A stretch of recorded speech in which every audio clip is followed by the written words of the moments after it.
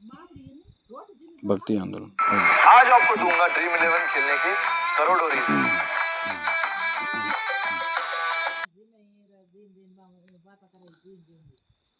पहली सूची और दूसरी सूची को सम्मिलित करना है। इसमें रामानुज आचार्य है वो विशिष्टाद्वैत है। इस प्रकार से आपको मिलान करना। भक्ति आंदोलन के प्रारंभिक प्रतिपादक थे रामानुज आचार्य। पंजाब में भक्ति आंदोलन के अग्रदूत थे नानक। भक्ति आंदोलन को दक्षिण भारत में लाकर उत्तर भारत तक प्रचारित करने का श्रेय किसे दिया जाता है? रामानंद को। महाराष्ट्र में भक्ति संप्रदाय निम्न में से किसकी शिक्षाओं द्वारा फैला हुआ था? संत ज्ञानेश्वर। कबीर के गुरु कौन थे? रामानंद। संत कबीर का जन्म कहाँ हुआ? मगहर, वाराणसी में। चैतन्य महाप्रभु किस संप्रदाय से जुड़े थे? गौड़ीय संप्रदाय। पुष्टि मार्ग के दर्शन की स्थापना किसने की? वल्लभाचार्य ने। आज आपको दूंगा ड्रीम 11 खेलने के करोड़ों रीजंस।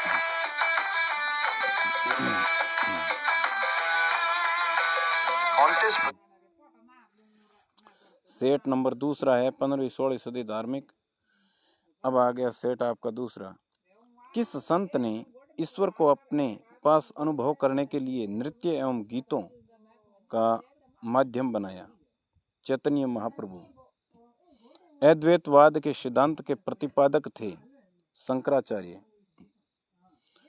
निम्न संतों का कालानुक्रम व्यवस्थित कर कूट में उतर।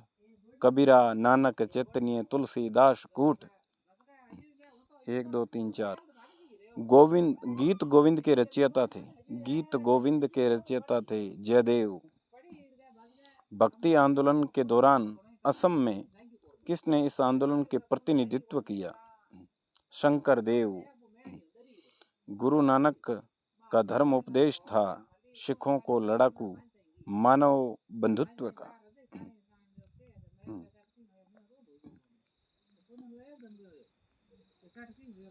निम्न में से किस भाषा को लोकप्रिय बनाने में कवि चाड़ीदास का योगदान है? बंगाली।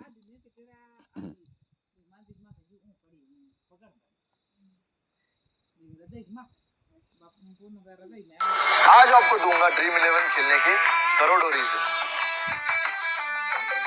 कबीरा, जब हम पैदा हुए जग हंसे हम रोए, करनी ऐसी कर चलो कि हम हंसे और जग रोए। हाँ, भक्ति को दार्शनिक आधार प्रदान करने वाले प्रथम आचार्य थे रामानुज आचार्य। महापुरुष धर्म एक शरण संप्रदाय के संस्थापक थे शंकरदेव। शंकराचार्य का जन्म 788 ईस्वी में केरल के किस गांव में हुआ? कलादी। सभी भक्ति संतों के मध्य एक समान विशेषता थी कि उन्होंने अपनी वाणी को उसी भाषा में लिखे जिसे अपने भक्त समझते थे। भक्ति आंदोलन का प्रारंभ किया गया आलवार नयनार संतों द्वारा। रामानुज के अनुयायियों को कहा जाता है वैष्णव।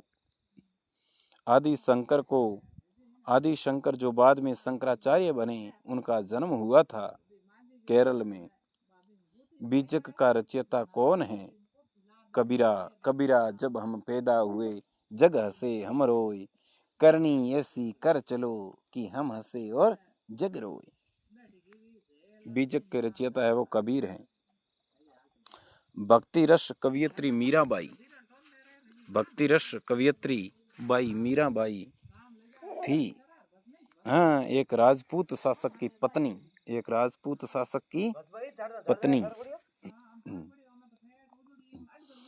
प्रसिद्ध भक्त कवियत्री मीराबाई के पति का नाम था राजकुमार भोजराज। बुद्ध और मीराबाई के जीवन दर्शन के मुख्य साम्य था संसार दुखपूर्ण है, ब्रह्म सत्य है और जगत मिथ्या, ब्रह्म या माया है यह किसकी उक्ति है?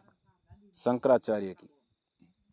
निम्न में से किसे कुछ विचारकों ने प्रश्नबोध की संज्ञा दी? शंकराचार्य। रामानुजाचार्य को किस कट्टर शैव मतावलंबी चोल शासक के धमकी के कारण त्रिचनापल्ली छोड़कर मैसूर जाना पड़ा? कुलोतुंग। रामानुजाचार्य को होयलस वंश के जैन धर्मावलंबी और शासक विटिंग को वैष्णव धर्मावलंबी बनाने की सफलता मिली। विटिंग ने अपना नाम बदलकर क्या रखा? विष्णुवर्धन।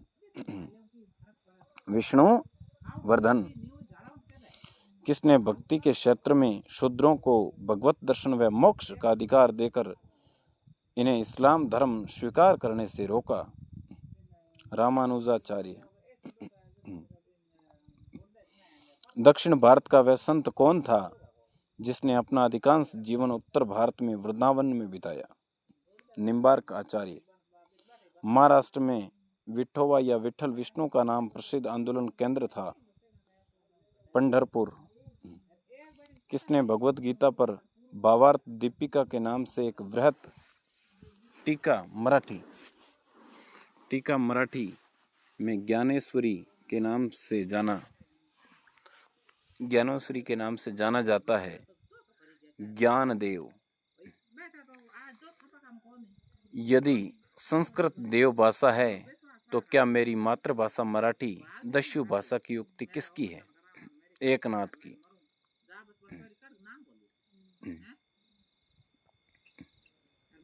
जितना भारी मैच उतने भारी प्राइजेस। ये गेम है चैंपियन। सेट 3 चौथा 5। भक्त तुकाराम कौन से मुगल सम्राट के समकालीन थे? जहांगीर के। निम्न में से कौन सा एक सही कालानुक्रम है? शंकराचार्य, रामानुज और चैतन्य। निम्नलिखित में से किस भक्ति संत ने अपने संदेश के प्रचार के लिए सबसे पहले हिंदी का प्रयोग किया? रामानंद। शिवाजी के आध्यात्मिक गुरु कौन थे? रामदास। कौन थे? रामदास। दासबोध के रचयिता थे रामदास। जाति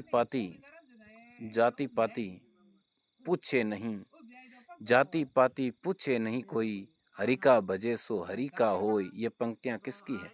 रामानंद की। गुरु नानक का जन्म 1469 में कहाँ हुआ? तलवंडी, ननकाना। सिख धर्म या सिख धर्म की स्थापना किसे माना जाता है? गुरु नानक को। बंगाल और उड़ीसा में वैष्णववाद को लोकप्रिय बनाने का श्रेय किसे है? चैतन्य को।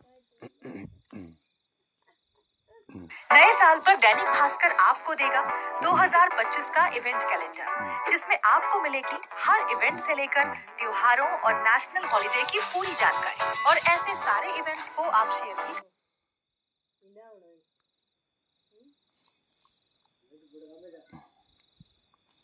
चैतन्य महाप्रभु का जन्म स्थल है नदिया नवद्वीप।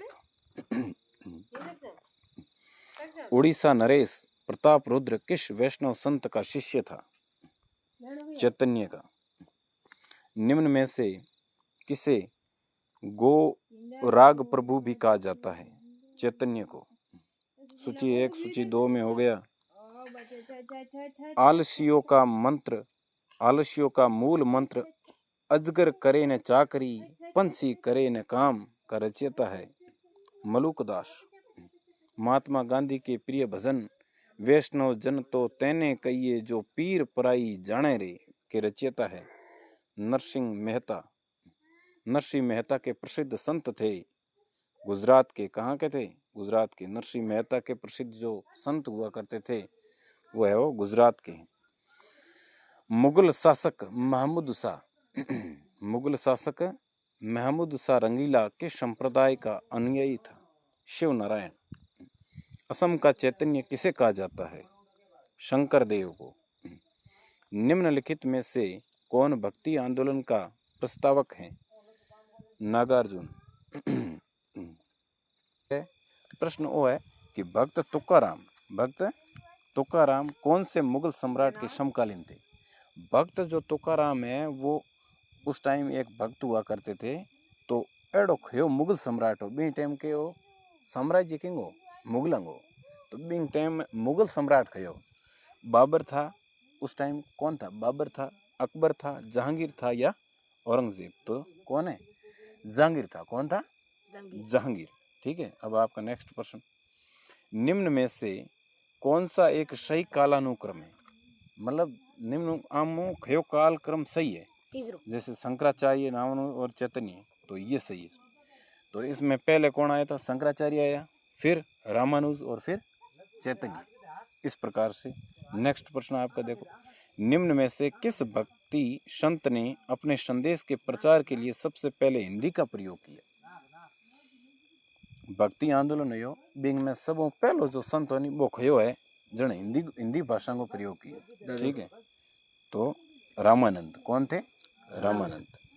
अब आपका ये चलो, हम शिवाजी के आध्यात्मिक गुरु थे कौन थे? अब शिवाजी कौन थे? दक्षिण जो भारत का हिस्सा है ना, वहाँ के एक राजा थे। कौन थे? राजा थे। तो उनके गुरु कौन थे? तो रामदास थे। कौन थे? गुरु रामदास। दास बोध के रचयिता कौन थे? दास बोध के रचयिता कौन थे? तो रामदास। कौन थे? रामदास। इस प्रकार से ये प्रश्न है